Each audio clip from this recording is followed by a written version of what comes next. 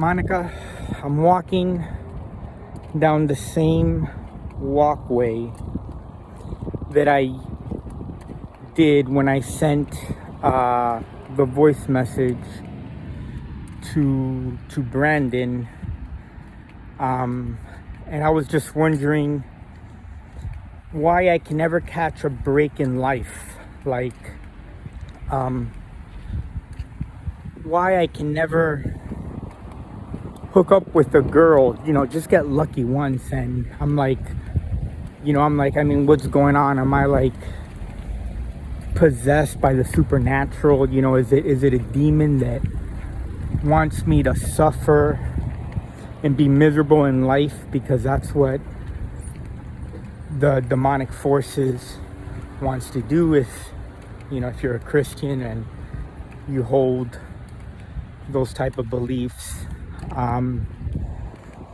But here I am.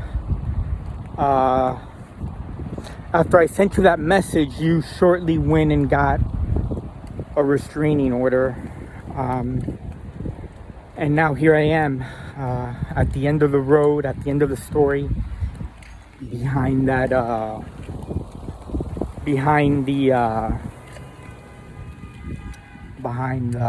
restraining order.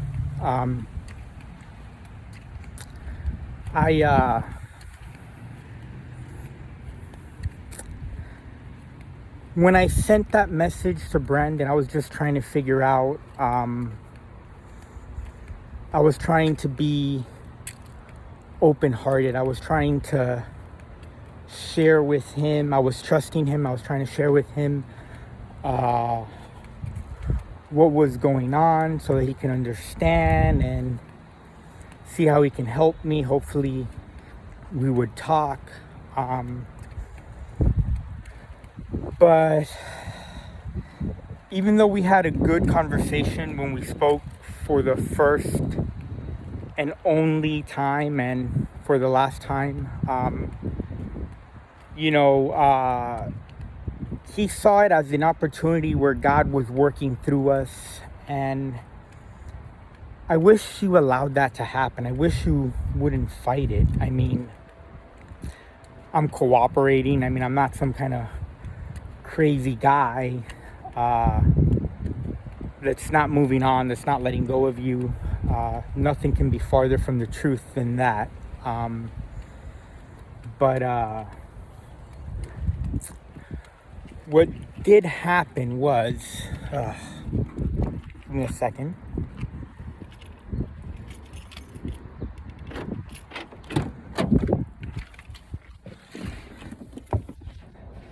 Give me 1 second. So, I'm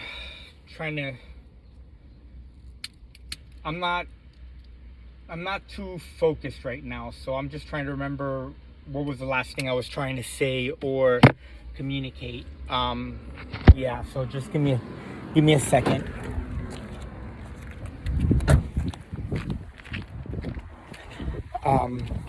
One second.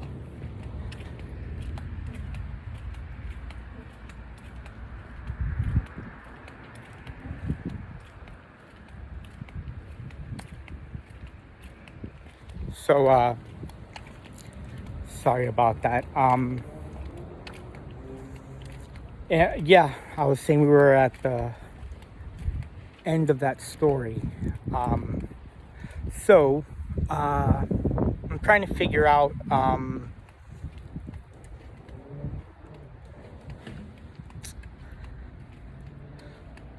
what I'm trying to say with this. What is the end of the story? Oh boy. The end of the story is that I was learning what it was like for the first time in my life to be back in a school environment where I can participate in being social for the first time in my life and learn from it, build from it. Because I was in special ed throughout all of school.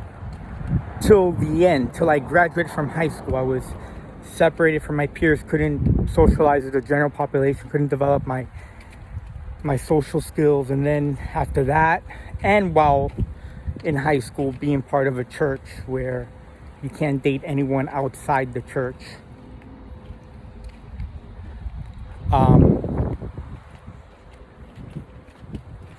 You can't date anyone outside the church. You can't socialize with people outside the church. You can't have friends with people outside the church. Kind of sounds like a cult. That's very debatable. You could argue that it was. But anyway,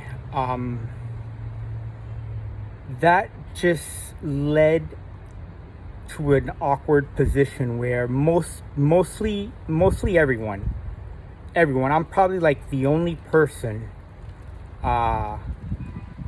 probably in the US, I probably hold the world record for this. I'm probably the only person who has never developed his social skills. What I mean by social skills is learning and understanding relationships, friendships, and even dating. And according to Erik Erikson, that mostly happens during our teenage years. And that has never happened to me. That started to happen to me for the first time in the master's program, because we would spend time with everyone together for 8 hours.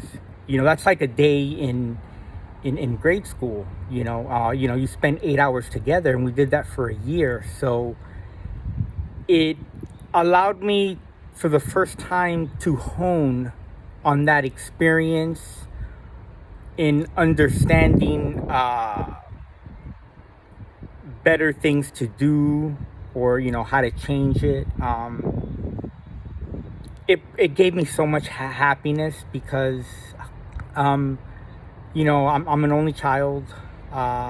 You get used to being alone and entertaining yourself, and you develop these habits, which is part of the reason why I haven't gotten a girlfriend, because I have these habits where it kind of keeps me from putting myself in a situation where I can run into someone and have something. And now I'm trying to figure out where I was going with this. Like I said, I was learning these skills for the first time. I really didn't know what I was doing, what was going on, what was happening, because of my limited knowledge. And then had FIU gone about it a different way, had they actually counseled me. No one ever counseled me. No one ever sat down and spoke to me and explained what had happened, what I had done. They didn't try to understand why it happened, how it happened.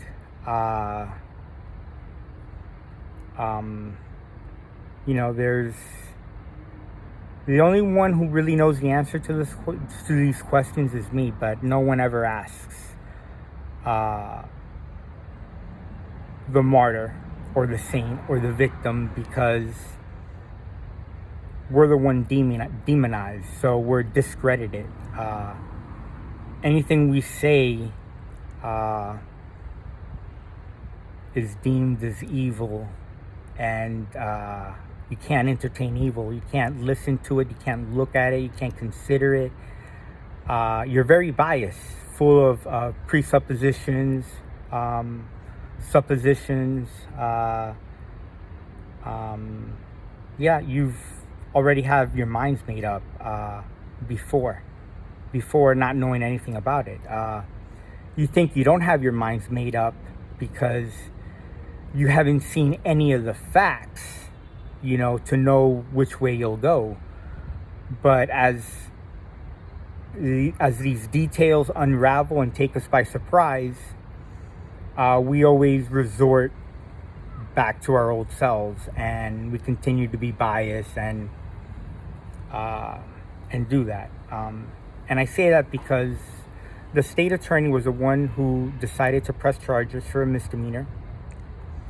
And it was a white female.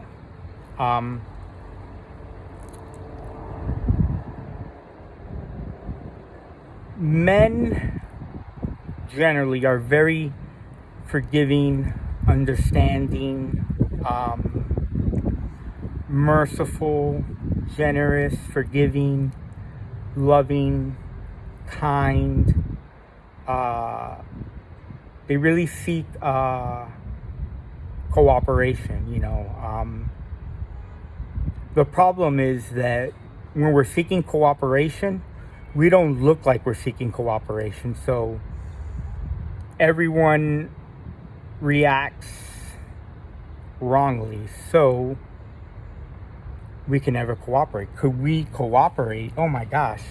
If there are no miscommunication, if we were able to let go of our survival instincts,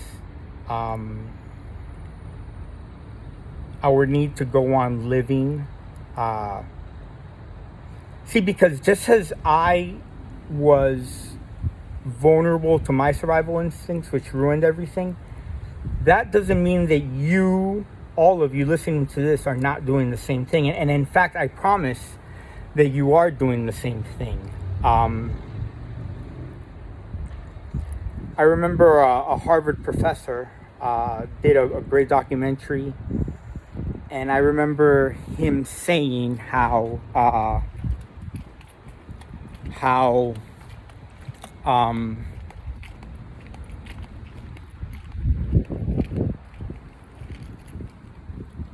give me a second, I got distracted doing something.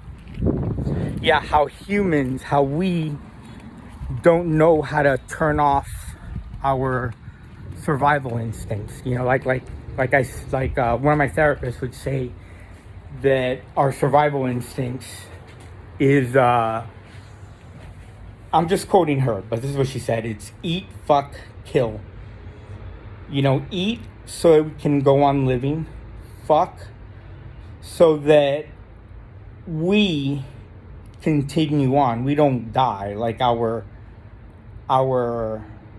cells, our nature doesn't just die and go away, you know, because our nature is to spread ourselves, our genetic materials, to have offspring, continue our, you know, our ascendancy, if you know, so to speak. And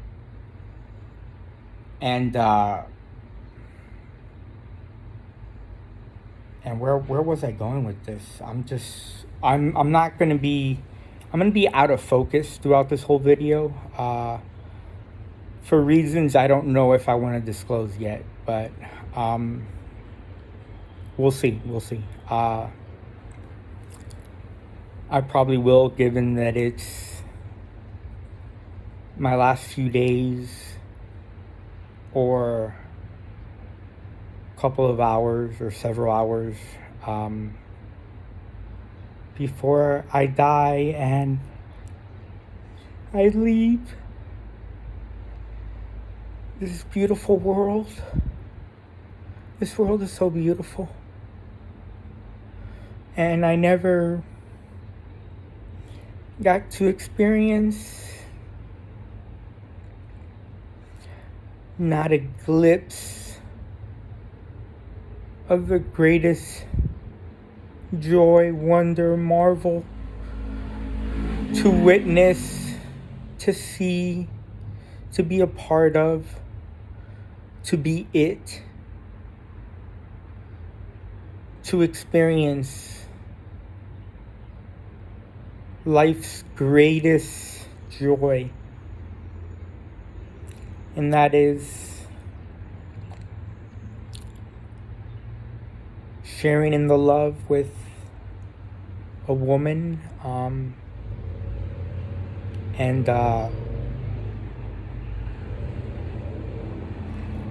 the miracles that comes from that. I mean, children, uh, making our grandparents, great grandparents, and our parents' grandparents.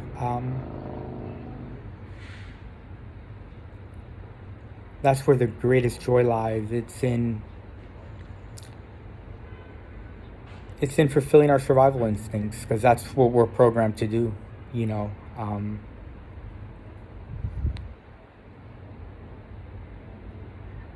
Even when we're not at survival mode, you know, we don't think that we're in danger. So nothing we do at that point is involuntary, because we're rational at that point, right? But even when we're rational, in the absence of our fight or flight response, our fight, flight, or freeze response, despite its absence, I'm trying to think where I was trying to go with this.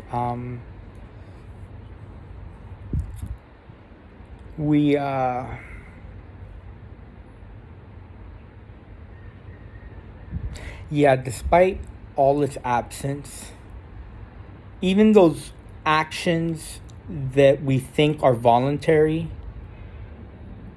they're not voluntary. Those actions are even programmed to act the same way as we are when we're on survival mode and our ancient brain takes over. Because our brain is made up of two brains. Our ancient brain, which cannot think or reason, but it's only concerned about survival, and that is eat, fuck, kill, eat to go on living, fuck to continue, the existence of its species, and kill, to not die but to live, whether it be to evade danger or get food or anything of the sort. See, I forgot where I was going with this, but I forgot what I was saying.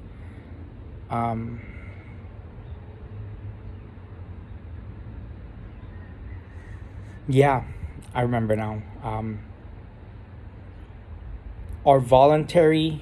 Our so-called voluntary behaviors, actions, thoughts,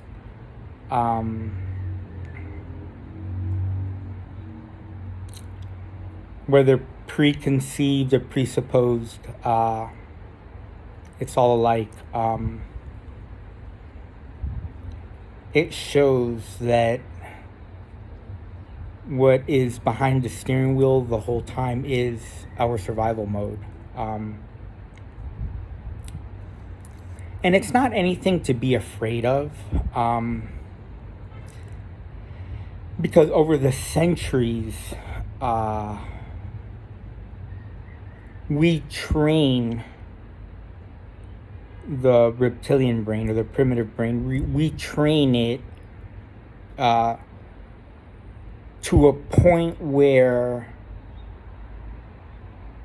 it knows that such behavior is unwelcomed, unwanted, and it's not allowed. So I guess what I'm saying is that if my survival mode is eat, fuck, kill, right? And I see this incredibly hot female, right? Someone that I would want to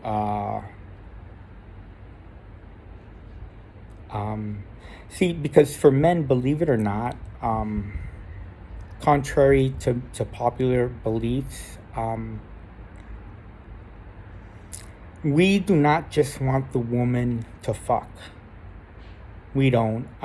It'd be nice, sure, it'd be nice.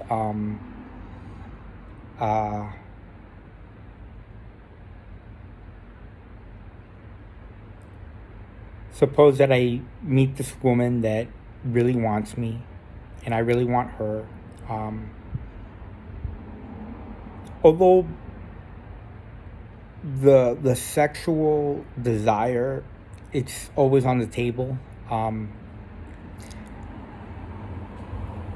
That is not the reason. That is a byproduct of the reason.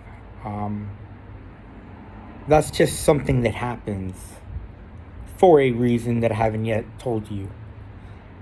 And that reason is, I'm trying to remember now. That reason is,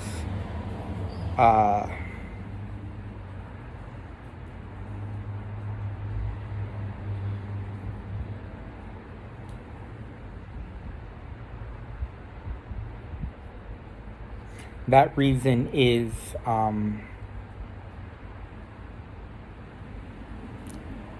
to surrender our livelihoods, our lives, to lose our lives, to sacrifice our lives, to sacrifice who we are, our possessions. We devote ourselves to the woman that is showing interest in wanting sexual relations. And my reason in wanting to hook up with her is all that I just said. It's not for the sex, it's for all those reasons that I said, that we want to devote ourselves to her. Because that's what our primitive brain wants. That's what, and remember, the primitive brain is God's program for everything taking place in the universe.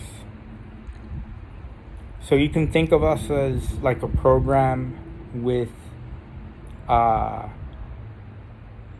with a program of free will. But since it's a program of free will, even though in the program it's free will, outside of that, it's not free will, because at the end of the day, it's a program.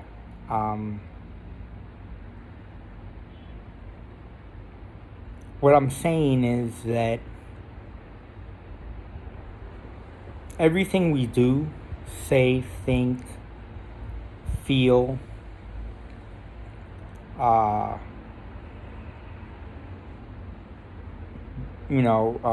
behave, react, all of those reactions, outputs,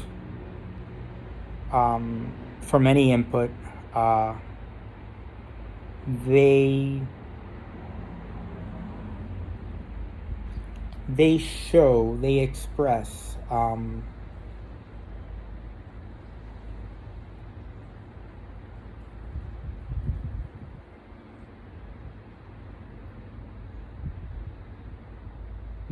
that code, that program. And we know what that code and program is. And that's when our primitive brain takes over. Eat, fuck, kill. That's how we know what the code is. That's what the code is. But remember, we tailor it and we teach it, what it could do and not do. But what we end up not able to control, but what we cannot control is being able to turn on and off that switch. We don't know when to turn on or off our survival mode, we turn on our survival modes when we don't need to turn them on, right? And when we need to turn off our survival modes, we're on survival mode, so we cannot tell that we need to turn off our survival mode.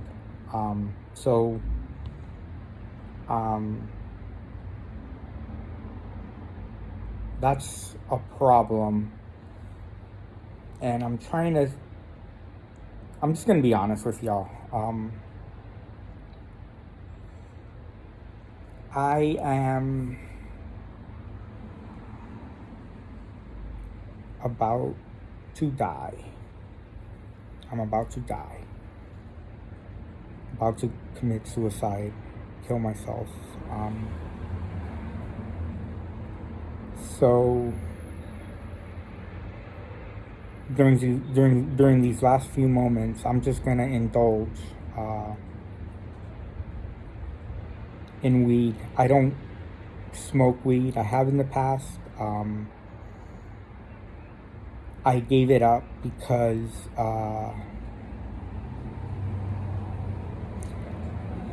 it's healthier for me not to do it, even though it has many pros and cons. At the end of the day, I'm better without it, so I quit. But given my circumstances, I'm just gonna indulge in cannabis or weed before I kill myself. So that's why I'm trying to make these videos, but I'm high, so I'm trying to stay coherent, throughout this video.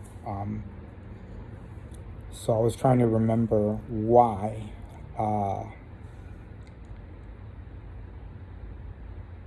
I was saying that even if we're not on survival mode, even though our actions are voluntary, according to our programming of free will that we have,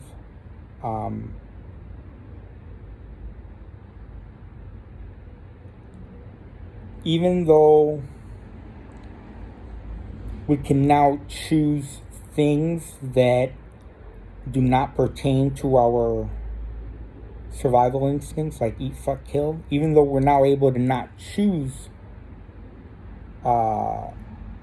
towards that or in favor of that, we have the freedom to choose other things. Guess what? We still choose the things for our survival instincts, because we're always conceding and justifying our actions, all our outputs, in favor of giving what our primitive brain wants.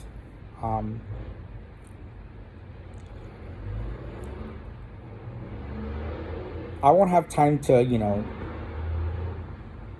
look over these. Maybe I will. I'll glimpse through the videos, just moments before I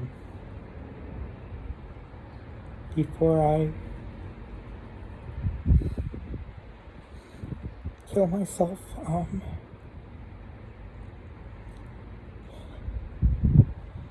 I don't want to die because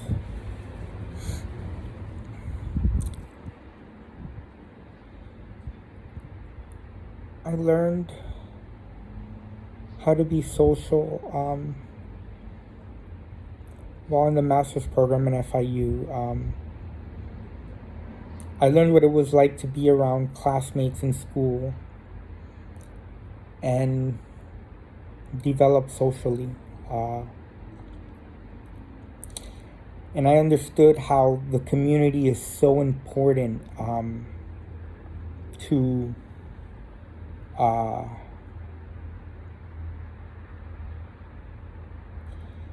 to developing and creating the man that the world or that society needs. It takes that whole community. And when I was in that community,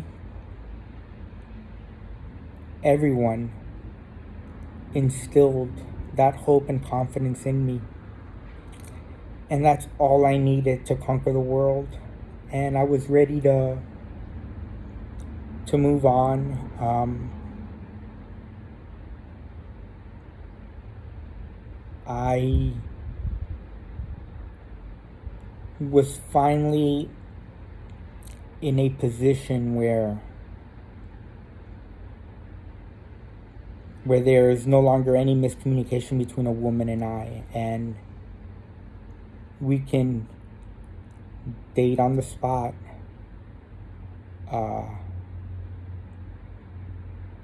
And fall in love in the quickest amount of time ever in history.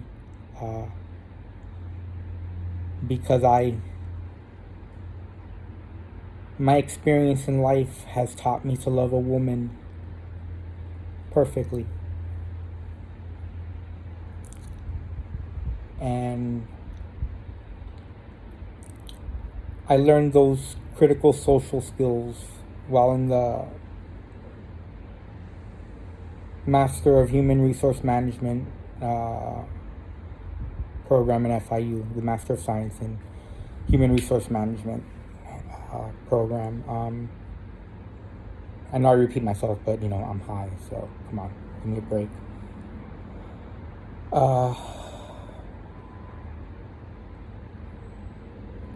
Like I said, my greatest sadness is leaving this world because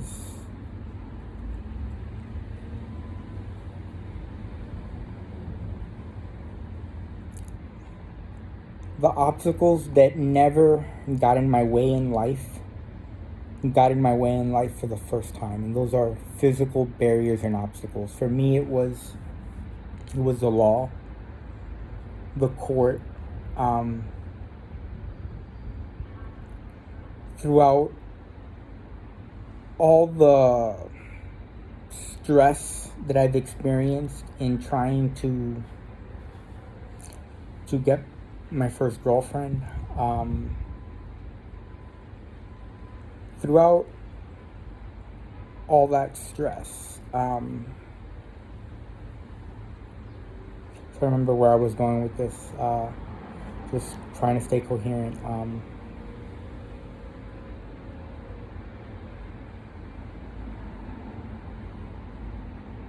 Throughout all that stress,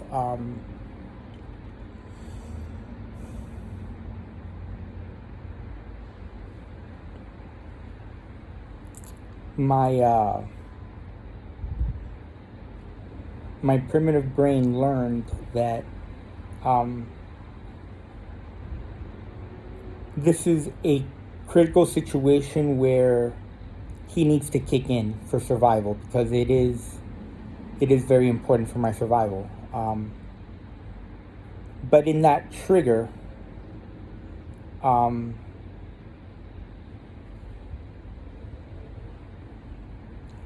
for a reason I do not know yet, I think there are parameters already in place where our ancient brain, right, or what I like to call the reptilian brain, there are parameters into how far it can go, in either direction. So it stays within that parameter, so it never really causes any harm. You know what I mean? And that's how it's always been.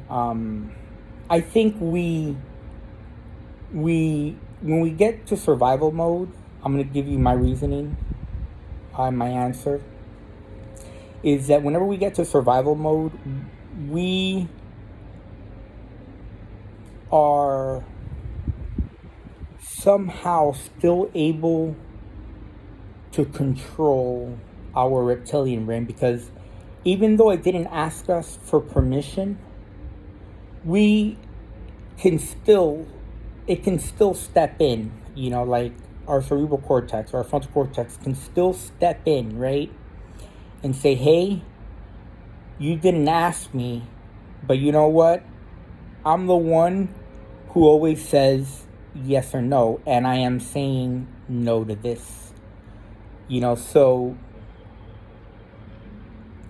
it's still able to exert control. And I believe that through all those various stressors,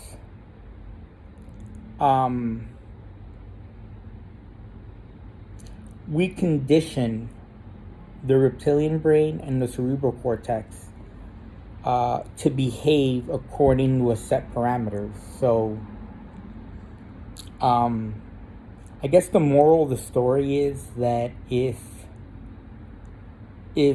shit happens, if trauma happens, if we do something that looks like we lost our minds when we never did,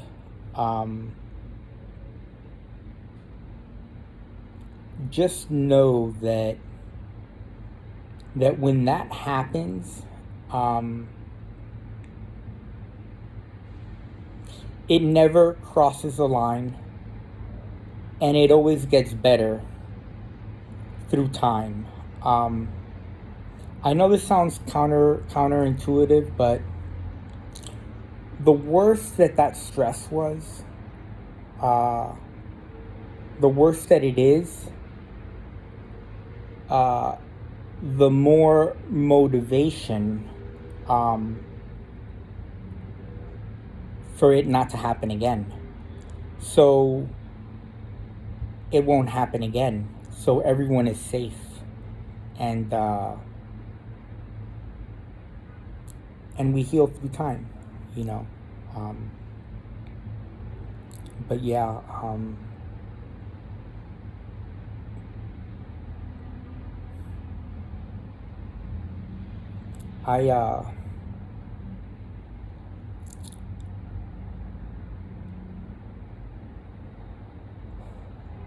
I'm sorry, Monica, for being in that moment that I just described, which looks very scary, but it was never anything to be afraid of.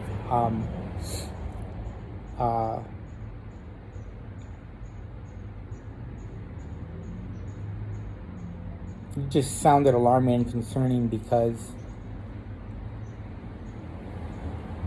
no one knew how to properly develop an action plan. No one knew how to do that.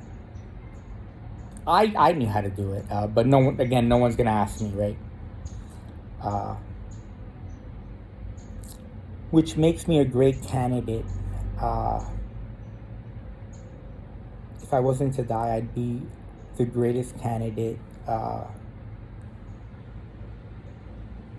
to lead a company's human resource function.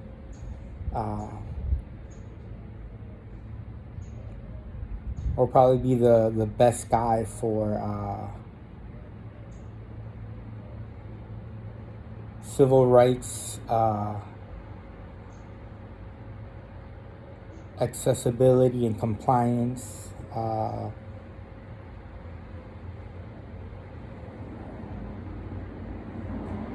would probably be really great at leading FIU's Masters in Human Resource Management program.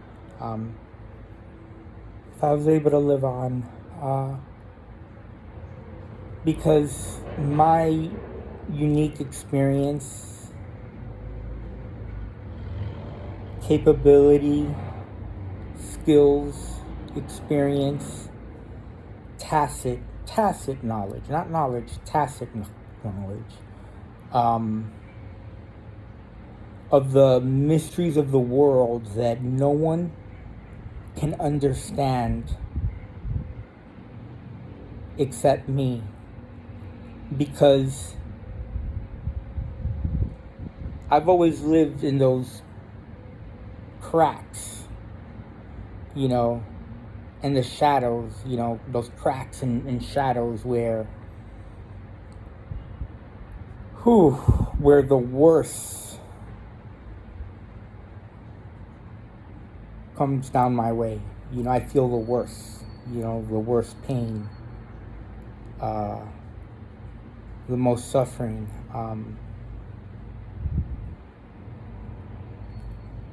But that allows me to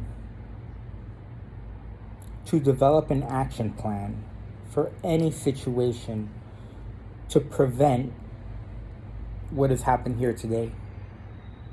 That is the failure of FIU, the failure of the court system, the failure of the state attorney and the judge, Javier A. Enriquez. Failure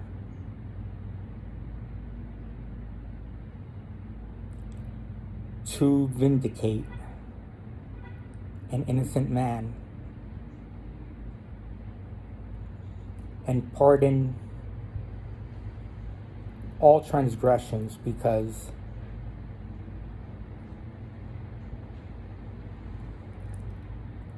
the system transgressed against me.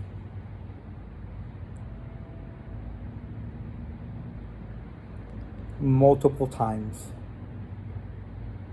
to the point where it was impossible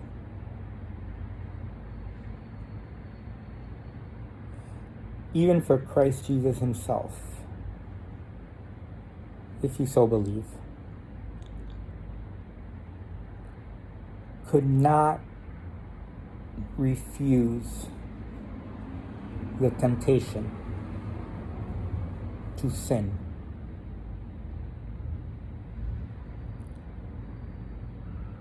After so many transgressions against me, to a point that Jesus couldn't even retaliate, I was forced to retaliate, but not voluntarily, it was involuntarily. See, because I thought, my parameters can only go so far, can only go perfectly so far, but I mean, this is taking it beyond the limits.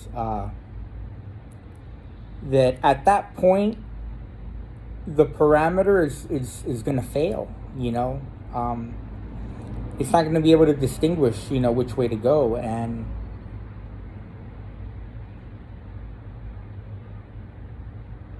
I end up violating the restraining order, the no contact,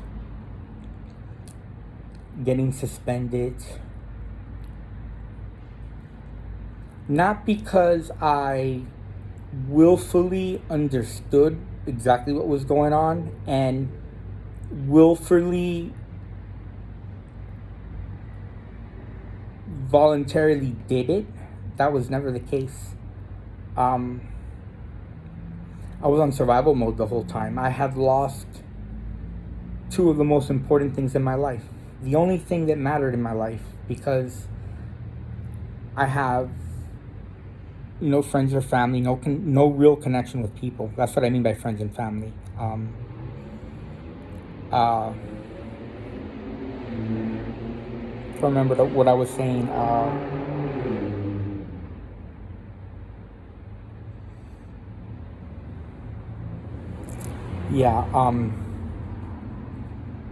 I do remember where I was going with it, so I'll just say where I was going with it. I don't remember the exact connection, but hopefully you can figure it out. Uh, I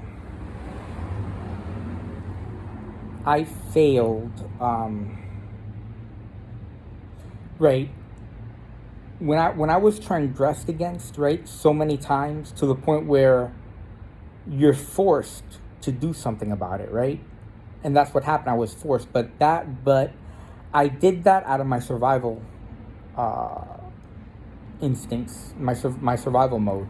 That's how I did it out of that. So I didn't have any control or voluntary actions. I was still acting according to my parameters, but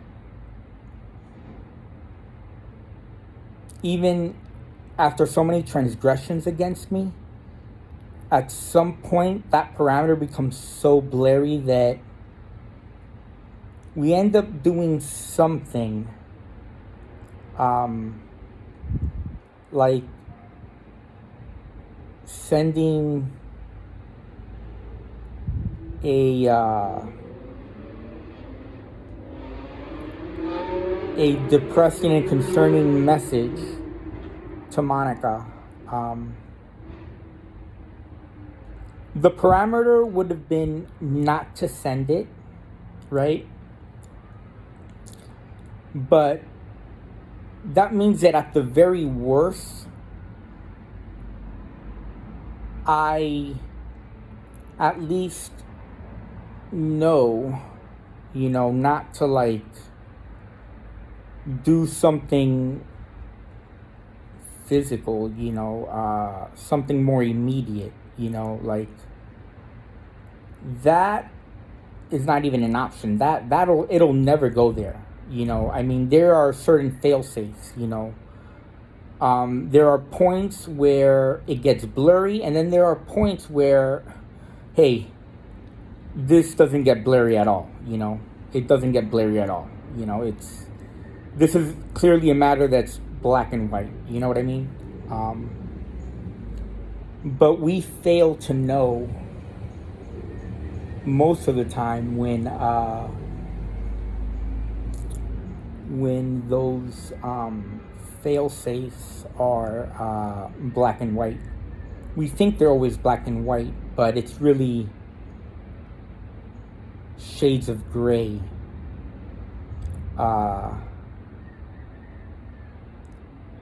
That we are able to shape the black and white into our preferred scheme of things. We always want to make things easy for ourselves.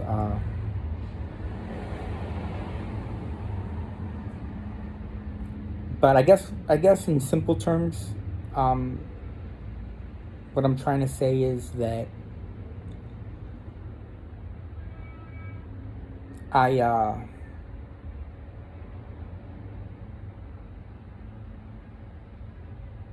I lost it, Monica. I lost it not in a scary way, but I did lose it. I lost it by sending you a message that wasn't wise to send, and that's what I mean by I lost it. I lost it by sending you a message that I shouldn't have sent, and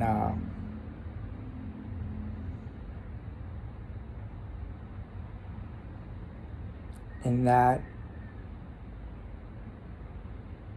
elicited a survival instinct because another survival instinct because after getting my composure and learning how bad that message that I sent was, I went back to survival mode and tried to salvage the situation by sending another message while on survival mode. So you can imagine how well that went. You know what? I'm gonna attach some of these writings. I think they're great for educational purposes. So I just hope that my death means something.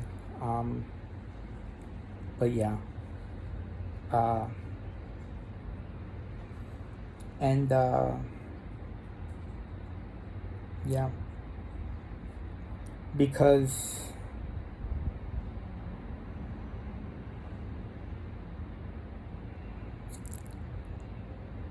I sinned against life.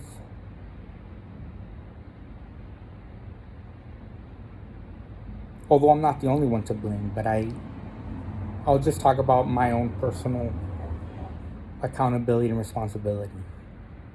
Because we're all guilty of this. Nothing exists in a vacuum. Even though we like to think that we're disconnected, we're never disconnected. We're always connected because everything exists in a vacuum, you know. And there's a balance that needs to be kept. A balance. And what decides the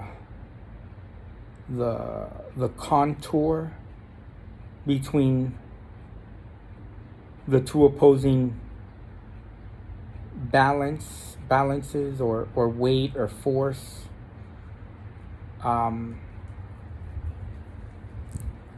that needs to be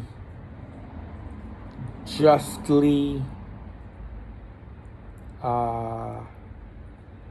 demarcated.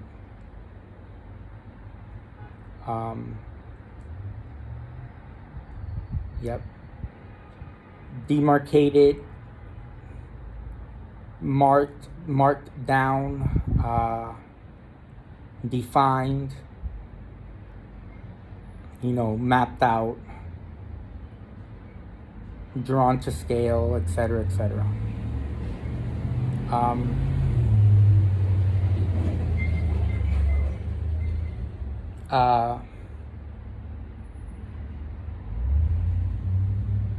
Yeah, I sinned against. Now I remember what I was saying. I sinned against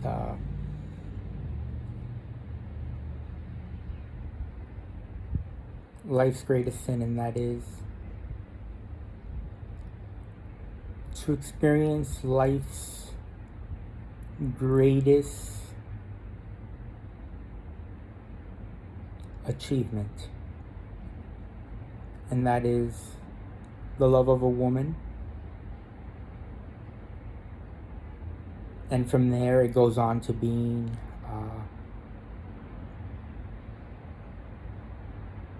the love that we share for a child, regardless of what happens. That's the whole purpose. That's where we're happy the rest of our lives. But I sinned against life because I failed to attain that,